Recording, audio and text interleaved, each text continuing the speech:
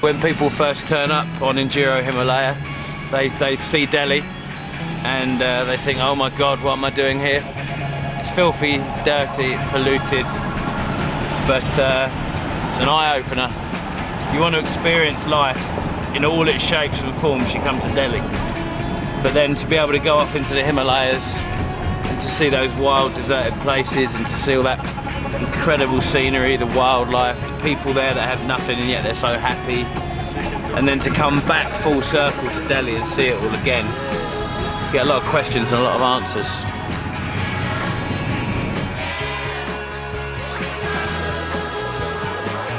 Paradox after paradox after paradox, irony after irony after irony, you know, there's so much goodness and so much brilliance here, so much wealth. Rudyard Kipling said you need 100 lifetimes to understand India. No way, man, 1,000, you know. And it's part of this magic. They're all so industrious.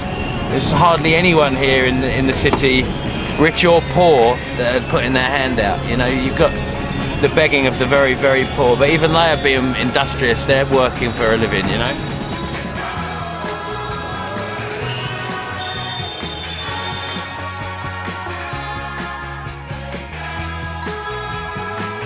So here we are, right at the start of the adventure. We're in Delhi, hot, sweaty Delhi. We were lucky about 2 weeks ago, it was 46 degrees. It's now mid-30s, but coming from Europe, it's still very, very hot. We're all drenched, waiting to go. We're off up to Shimla now, on the Himalayan Queens. Very, very beautiful, one of the greatest train journeys in the world, so really excited about it. You got your bags. Pile on. Make sure you get on with who you want to be with, so you guys can all pile into the carriage yourselves. We'll come round and we'll give you the tickets and we'll sort it all out once we're on. Most important thing is just get on the train. Alright? So we're gonna. It sounds easy.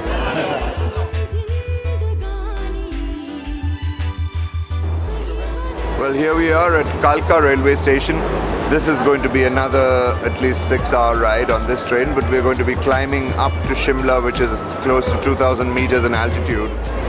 The riders are, well, I think everybody is fairly tired because they haven't had enough sleep, but this ride up the mountain is certainly going to wake them all up. It's going to be beautiful, and we get out of the heat of the plains and into the lovely cool air. Looking forward to it. This train has been running since the early 1900s, when Shimla used to be the summer capital of India, and during summer the whole system of government used to shift from Calcutta and then later Delhi, used to shift up to Shimla and stay here for about 3 months with all the bureaucrats and the politicians and everybody. Now Shimla is no longer the capital of the country, but it's the capital of the state of Himachal Pradesh.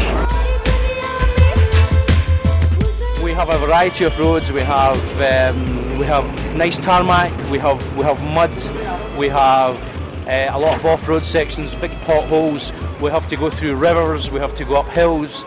We go to one point. We go to the highest village in the world, which is nearly 5,000 meters. So we've got a wide variation. We've got everything you could hope to encounter on a trip.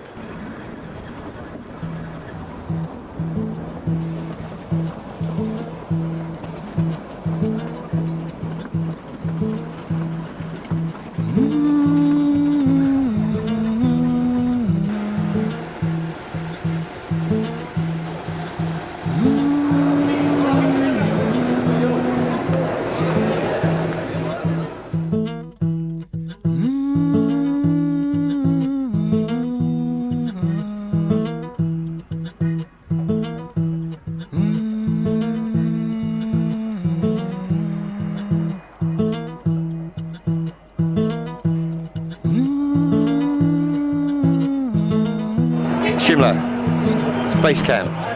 So yeah, we're going to get on the bikes this afternoon and start having it.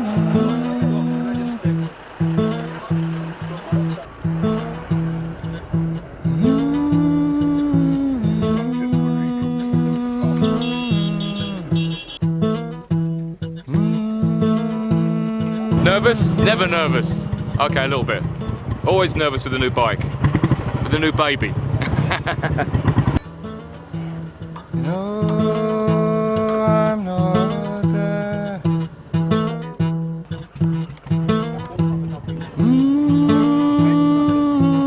It's going to be awesome. It's going to be very exciting. I've got a kickstart and I'm not sure I know how to make it work.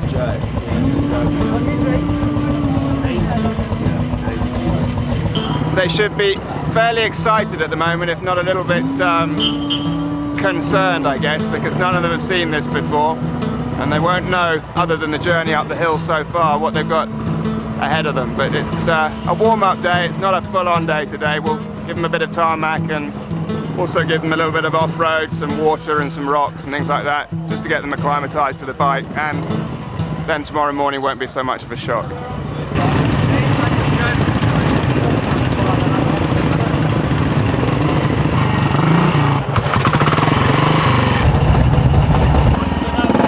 Today's ride is very, very important because it's a proper summary of what you're going to see in the next 12 days. It's going to involve lots of traffic and mayhem to the first part of it. The second bit is going to be lots of off-roads, lots of serious drops, and when I think we're done, we'll turn back from there.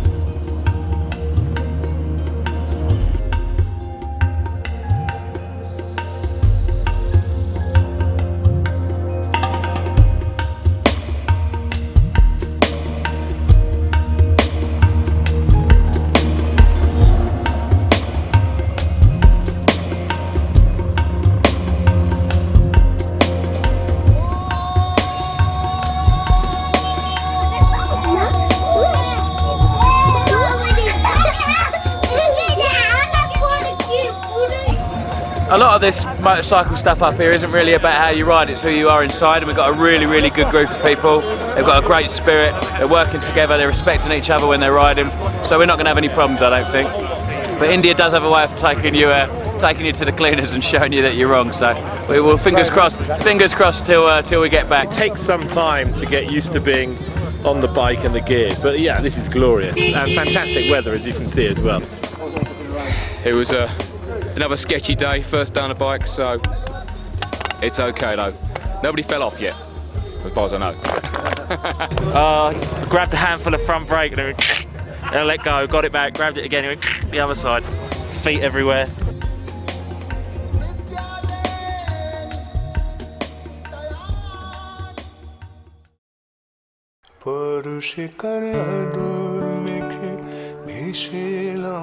সাগর থেকে বালির তটে নতুন দিশা আধার থেকে আলোয় মেশা No, if we look here on the map, today we are going from Simla to Sarahan, which is approximately 170 kilometers. You guys will definitely have a bit of shivers because once you get to know these drops, there's no chances of recovering. You once go down there, you're not coming back at all. I think this is a camelback, it's actually a parachute. All right. I am full of apprehension. There to there.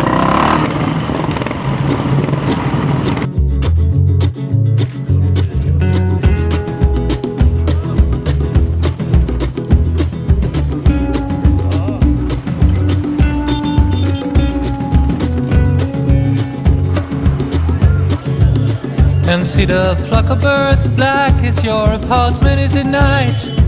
Take off when my dog comes around to bite. And as they sit on their branches to watch the game, they're chanting your name. The crows at the game, they chant your name. And as I drive home listening to Kimia's record on K, there's this deer with its little ones in the field of the freeway, and it's stitching its bones who are still a bit lame to chant your name. The baby deer are still lame, they know your name. Go on, Dre. I can breathe, it's cool, it's calm. Yeah, glad to be out in the cities. It's beautiful. Apart from the packs of wild dogs. The road is fucked, man, along here. It's broken up, there's mud, there's holes, there's all kinds of shit. And the birch trees and the pine trees behind the summer house, they raise their voices when the cigarette drops from the city boy's mouth. And when they're shit scared that a mighty fire could start with a tiny flame, man, they call out your name. Shit scared of a tiny flame. Even the trees call your name. And the baboon in the cage at the mercy of scientists. He is brave and he's showing his teeth to resist. And despite all the drugs that they are using to tame him, he's shouting your name. The baboon that no one can tame. Literally within 10 minutes of getting into the true Himalaya, you change spiritually, emotionally, maybe even physically. You know, it's an incredible place to find yourself, to find God, whatever your God is. You know, it's an incredibly peaceful place, but you will definitely see a profound change in people, the way that people are thinking, the way people are feeling, pretty much the moment you get up there. I don't know what it is, but you can feel the presence of something very strong in the mountains.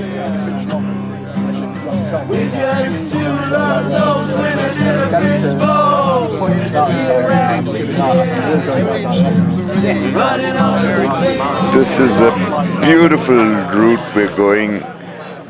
You guys are just, your minds are going to get blown. If you think you've had something to experience today, you haven't seen anything yet, you know.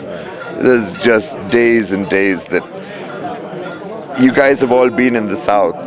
What I said to Simon is, you know, the hills in the south, you love them. The Himalayas, you're in awe of them. You know, they scare you. They're frightening. Tomorrow is similar to today in a way. The day after that, when we get up into the Spiti Valley, is when things get really awesome and frightening. You know, so far, it's somewhat like the south, you know, the hills and the slopes, but the scale is bigger. I don't think anybody's going to go home after this trip without sort of having been made aware of how insignificant they are on a scale, you know, on a global scale. I think a lot of people have felt that already today. Yeah, well, they're in for a lot more.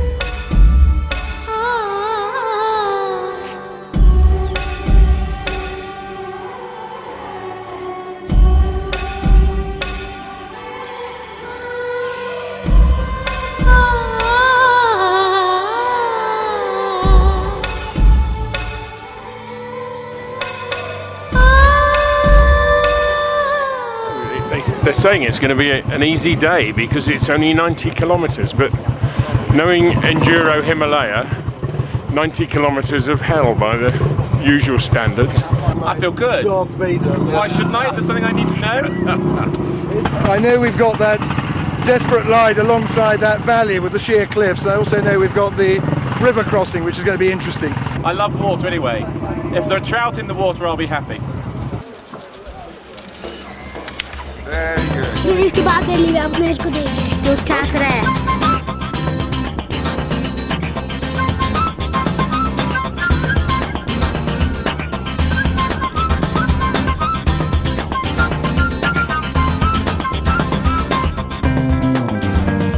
Well, I was walking down the high road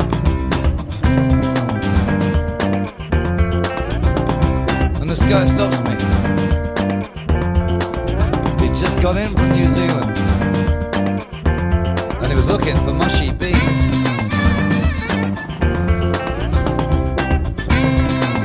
I said, no, we haven't really got them around here. I said, but we do got all deep in the strictly Hindi dal, and I'm walking down the road. We got rocks all locked up on me, that crushing beef spot comes with it or without. With it or without. Bagel soft or simply hard, that we saw like avocado or toxic and banana. We got Aki, Lassie, Somali, Wacky Wacky. So back home, you know what Tigger's all about. What Tigger's all about. Welcome, stranger. When you're crossing rivers, obviously you can't see what's underneath. So to say give it lots of gas, yeah, you definitely need momentum to get across. But at the same time, the faster you're going, if you hit a boulder, the quicker you're coming off. So it's getting that balance between too much enthusiasm, too much pace, and not enough where you're going to stall. So yeah, it's tricky. It is tricky.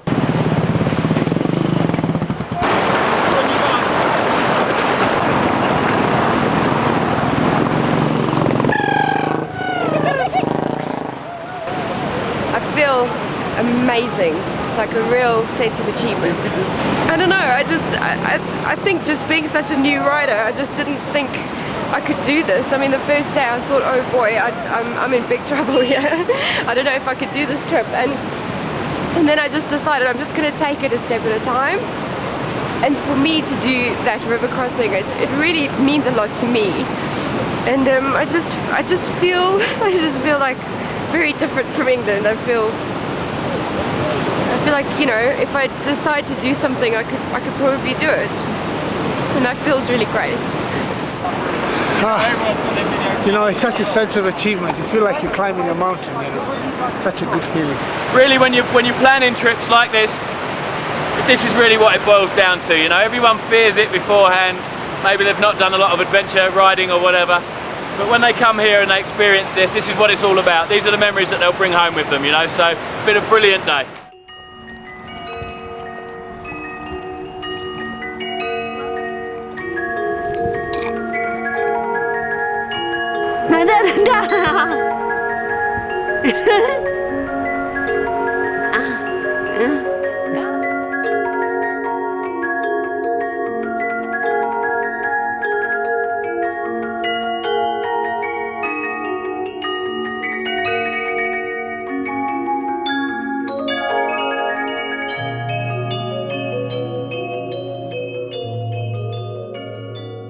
And so I'm riding along with my buddy Michael, the photographer, and you know, we're high up in the sky and I'm looking at birds of prey and they're flying right near to us, and the feeling inside is something so special. Even compared to southern India, which is beautiful, I think that there's, you know, you're closer to the heavens here and there's something very special about that. And as I'm riding along, you know, sometimes I feel just tearful, you know, because it's so beautiful. And I can't believe what we're doing. It's such a special thing. And I think, you know, this afternoon, I'm thinking maybe this is going to be the best thing I ever do. And I have mixed emotions about that, because on one hand, it's fantastic. But on the other hand, if this is the peak of everything I do in my life at age 42, I'm thinking, oh my God. You know, what's left? What's left to do? I've got to be able to do something better than this. But it's hard to imagine what that might be.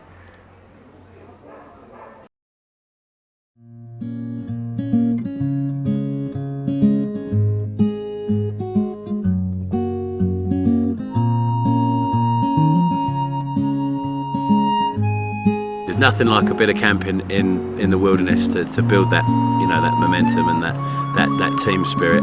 It's icy cold up here. You're 15 k's from Tibet. Effectively, you're in Tibet, terrain-wise. And yeah, the campfire, the guitar, the local hooch last night, you know, the singing, all that kind of stuff really brings people together.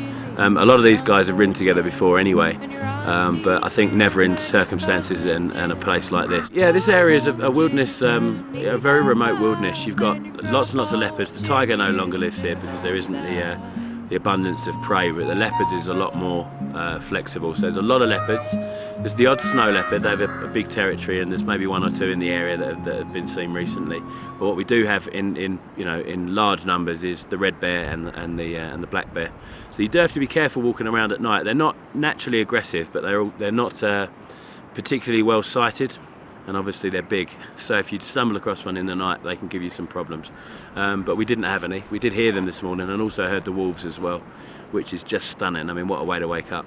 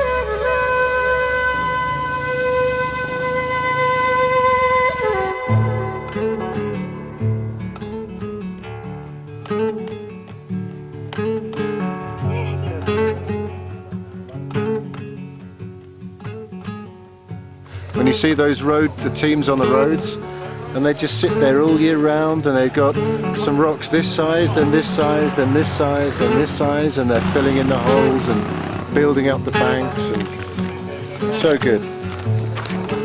While the crowd is waiting for the final kiss, the one which allows them to sleep well.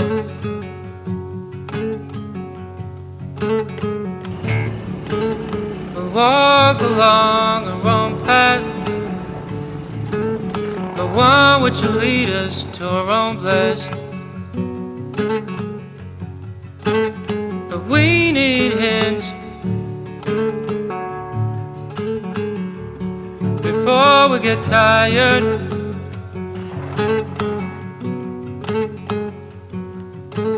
But we need hints before we get tired.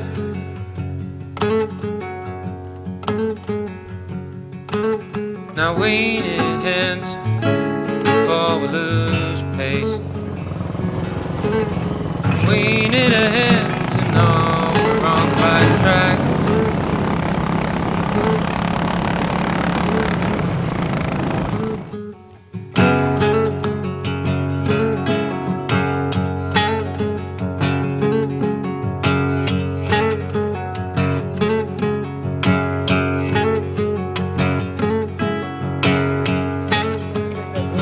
Times when the tarmac is the very edge of the road. Here there's a whole foot of rough. Mind-numbing and mind-blowing. Before we get tired,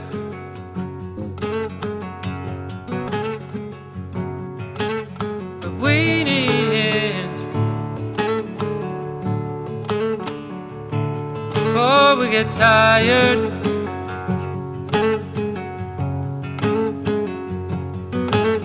Now we need speed before we lose pace. Now we we need a hint to know we're on the right track.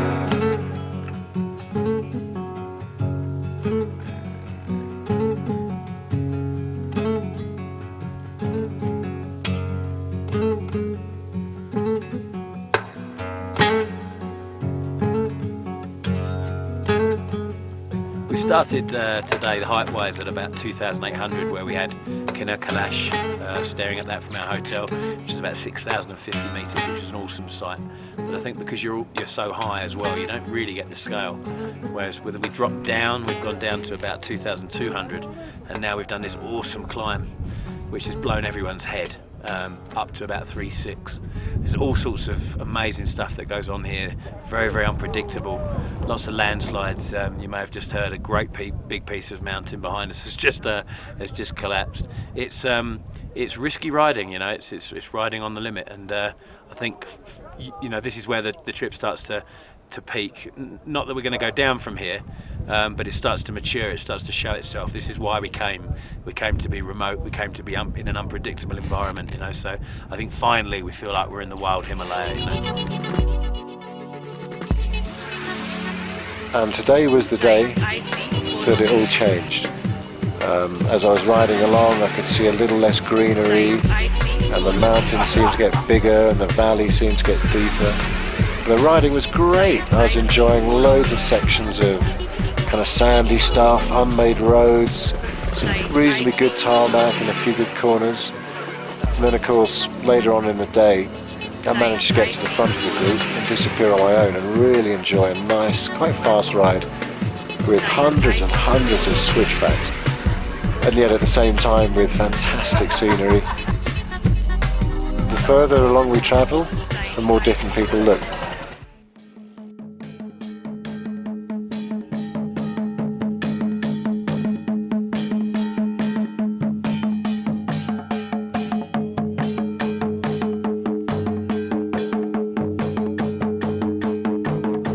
We're heading for a village called Tabo, which is our stop tonight. Tabo is probably most famous for the fact that the Dalai Lama has chosen that as his retirement village. Apart from that though, one of the biggest changes they're going to see is that we move from these deep ravines, these deep gorges that still support trees, still have rainfall, up into essentially what is an arid desert area that never sees any rainfall. It only sees snow, and therefore the moisture that's up there is simply snow melt.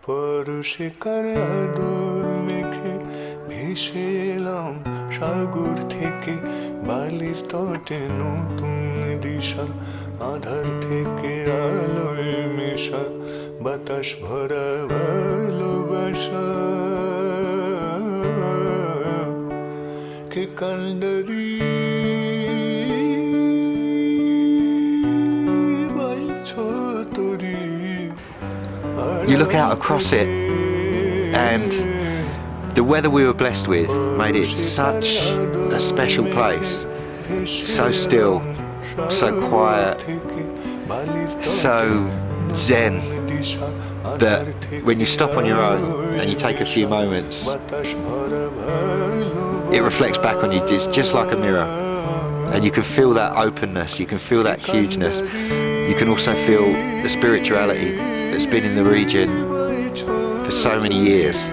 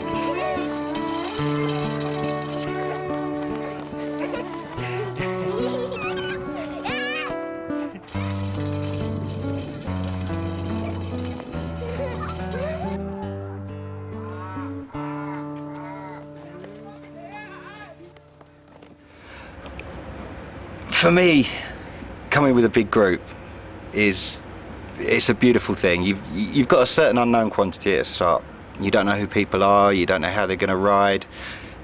You know very little about them. And I like to backmark, sweeping up, because it's a great way to meet the people that you're riding with. Every time I come down the road, if I see a bike parked at the side of the road, somebody sitting there, I pull up, the first thing they say is sorry. So they apologise because they're sitting there at the side of the road. But they're having an experience. And when I pull up with them, I can share that experience with each person. I always say, don't rush, don't worry, take your time.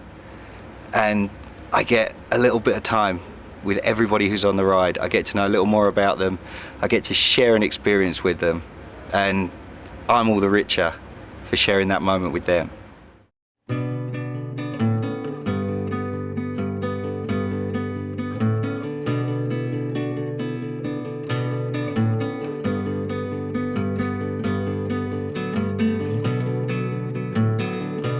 Don't you know that I'll be around to guide you through your weakest moments, to leave them behind you? Returning nightmares, only shadows. Cast some light and you'll be alright. Cast some light and you'll be alright for now. Crossing so long, heavy on your shoulders. The sirens inside you, waiting to step forward. Disturbing silence darkens your sight. Cast some light and you'll be alright.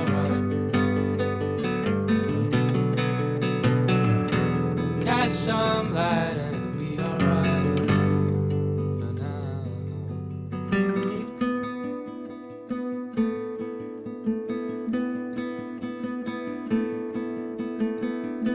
Crossing so long. Everybody was suffering with the lack of oxygen for a point at the start there. We all walked up that hill in the rain, we all went up to that temple, everybody went up there in the pissing rain and mud, sliding around in motorcycle boots and everything else, because we were the group and because we were together, and we all shared it up there. We get up high here and life is very simple, and you see people living very basic existences, but they seem very happy. And it makes me think about back home and how complicated life is and how fast life is and how we worry so much about material things and, you know, our properties and our jobs and our savings.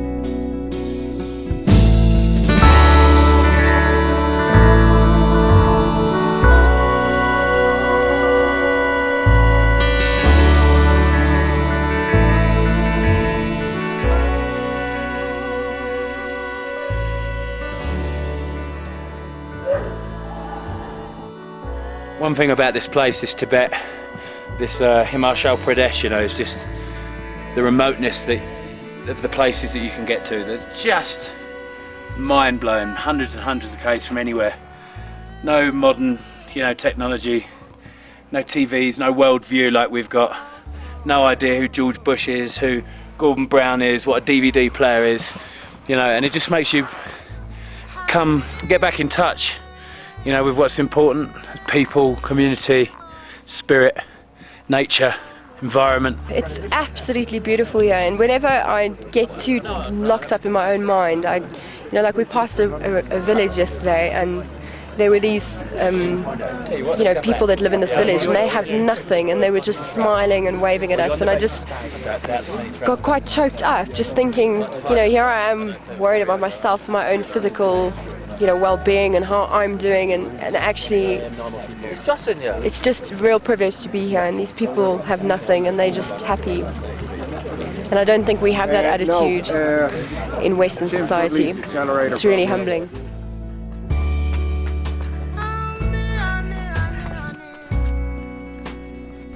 And you? My name is Cherry Mujuk.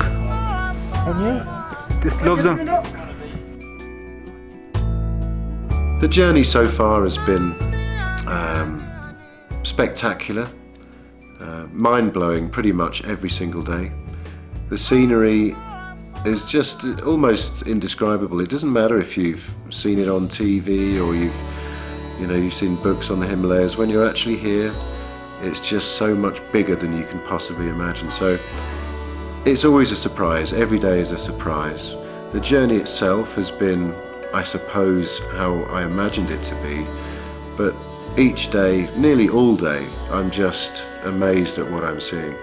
The way that the adventure hits you, that the group hits you, that the Himalayas hits you, affects everybody in different ways. You could find somebody very experienced motorcyclist after 2 days. On the second day, when you arrive at your hotel, you're tired, you've been riding all day, there's no lights, there's no electricity, there's no hot water. That is a completely different matter. So the experienced guy at that stage could pull out, could stop. Whereas the inexperienced rider, although they're finding it harder to ride, can cope with the different aspects of it. This is the adventure side. This is where it's different to going out for a bike ride. So I've painted a little bit of a bad picture saying that about the no electrics, no everything else, but that's one of the best nights we had. We had candle lights, we had torches, we had fire. So what, have a cold shower if you don't want to shower, who cares? It doesn't matter.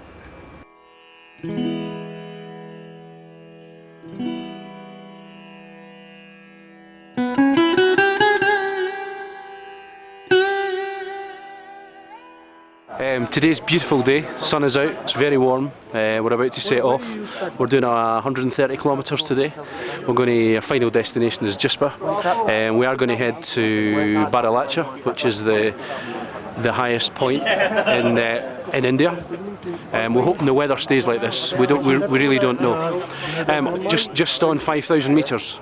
Every single day? Yeah, so it's very high. It's the highest point we go to in the whole trip. Okay.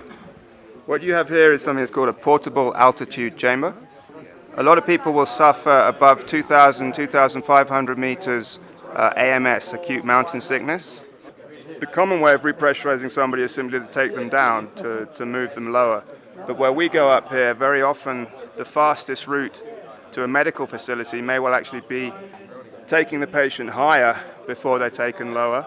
So what you do with a portable altitude chamber is you put the patient inside it, and within about 2.5 to 3 minutes, you can pressurize the interior of the chamber such that you automatically are dropping the patient as quickly as you can pump it up. And it's basically only when you see it happening that you deal with it and start treating it. And if you don't have this kit, as I said, it could be too late for the person. So that's why we carry it and that's why we test it. Yeah. It's the last one.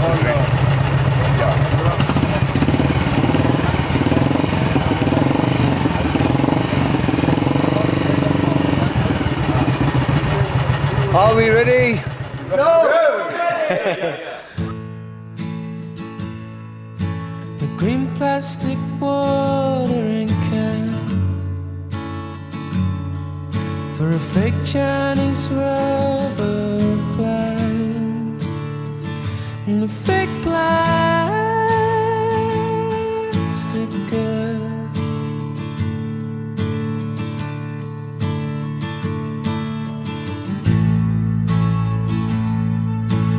far from a rubber man, in a town full of rubber bands, to get rid of itself.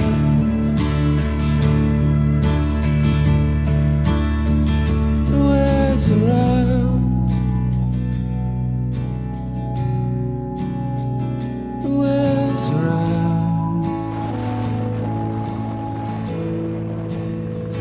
The world's around.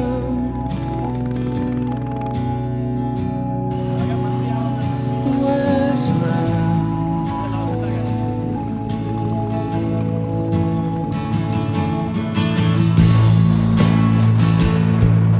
She lives with a broken mind, a cracked polystyrene man who just crumbles and burns. In motocross boots on Enduro Himalaya, we've just climbed up to 5,040 meters. And all I can tell you is, every 10 meters above 4.5, 4.950 is hard. It's the highest that we've all been ever in our lives.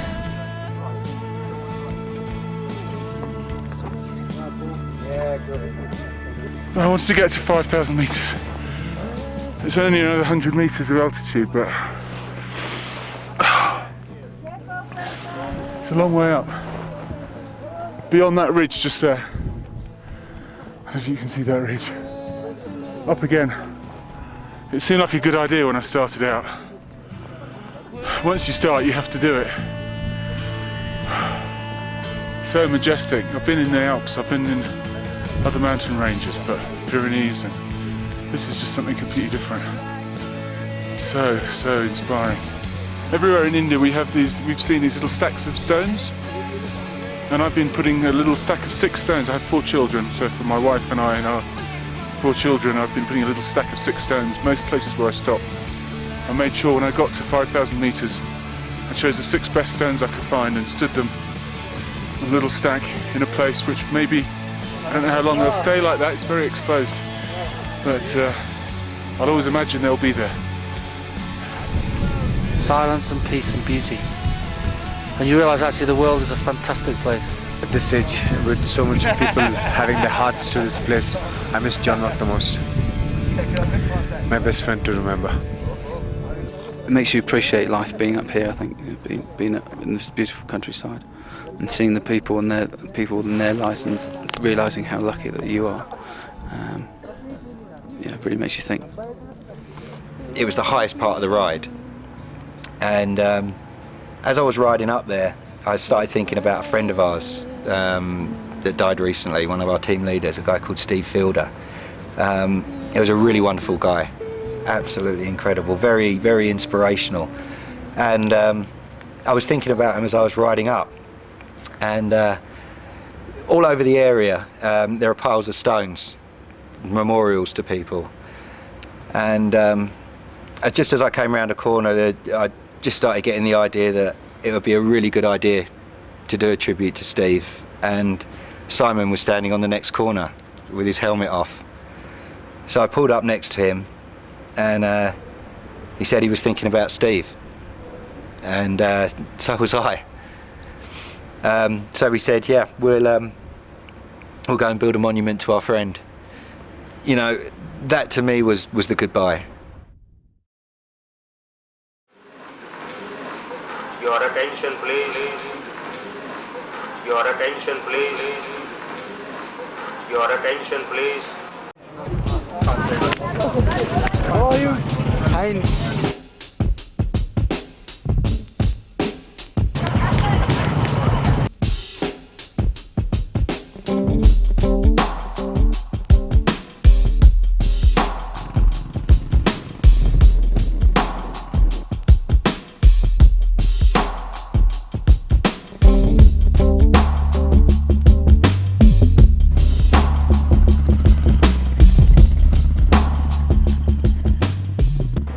Excellent. I loved it up there. The ride up lovely.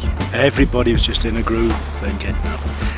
And it was very subdued coming down here to the cafe, but I could quite happily say this is the best cafe in the world. Spitney Valley we're out of, that was the one that went over the high pass, and now we're in, I don't know what this valley is called, sorry, it's another valley, and they wear different colour hats. It was green hats over there, and apparently it might be red hats over here, so I don't know, it's not particularly scientifically correct or useful, but it's apparently from now on it's boulders and rocks and all sorts of horrible stuff like that, so it should be good fun.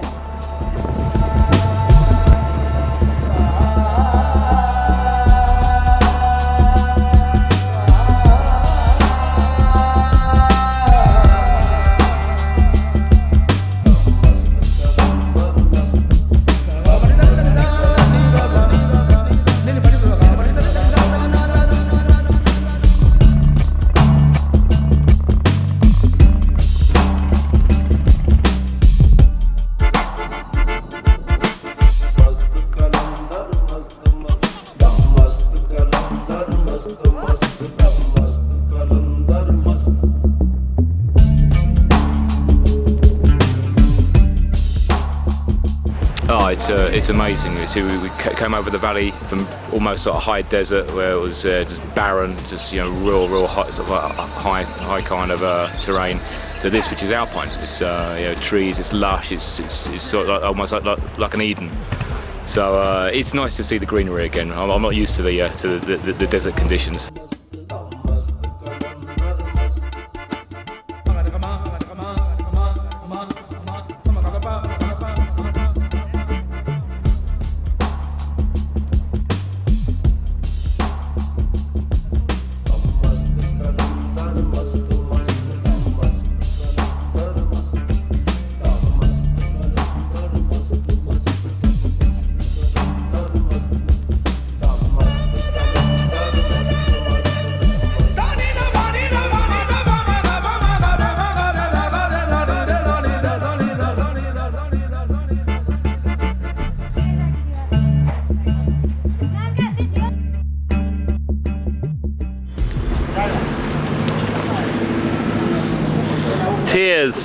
Tears of joy.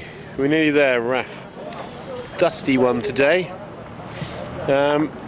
Seen a snake, a deadly snake. Yep, it bit Simon's foot. And all I can say is that if anyone wants to come on this and not understand it's an endurance, it's a serious endurance. And all I can think about now is being run over by that truck. Just that one, just there.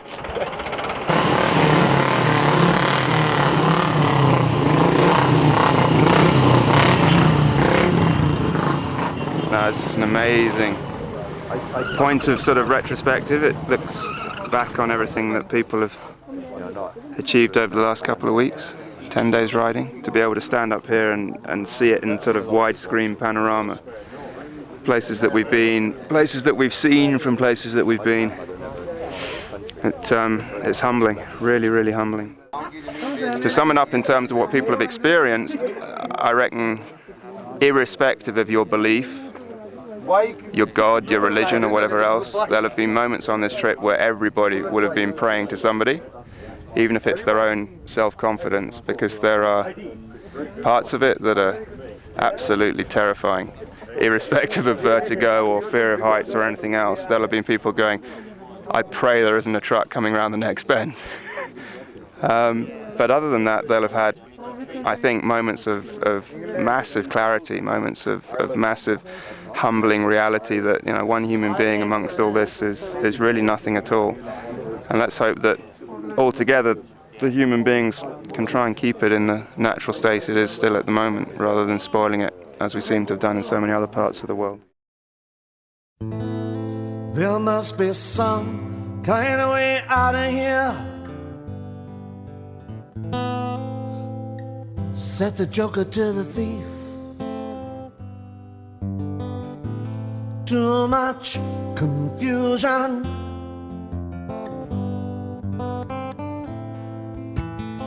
I can't get no relief. Businessmen may drink my wine, Plowmen dig my earth, and I'm level on the line. Nobody of it is worth.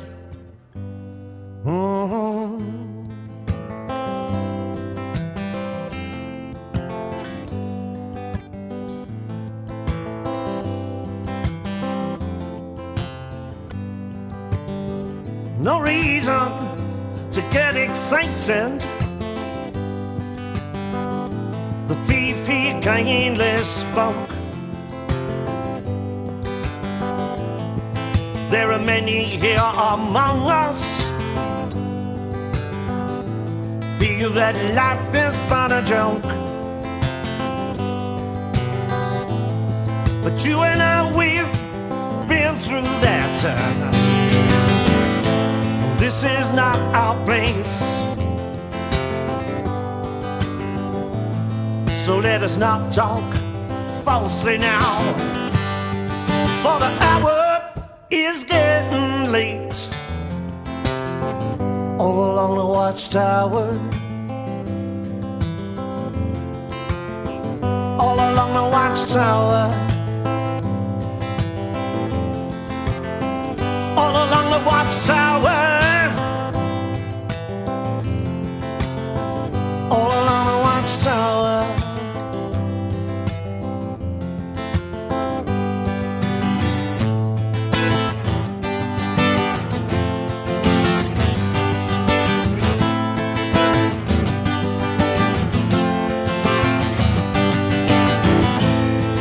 All along the watchtower, the princess kept the view, while all the women, they came and went. Barefoot servants too,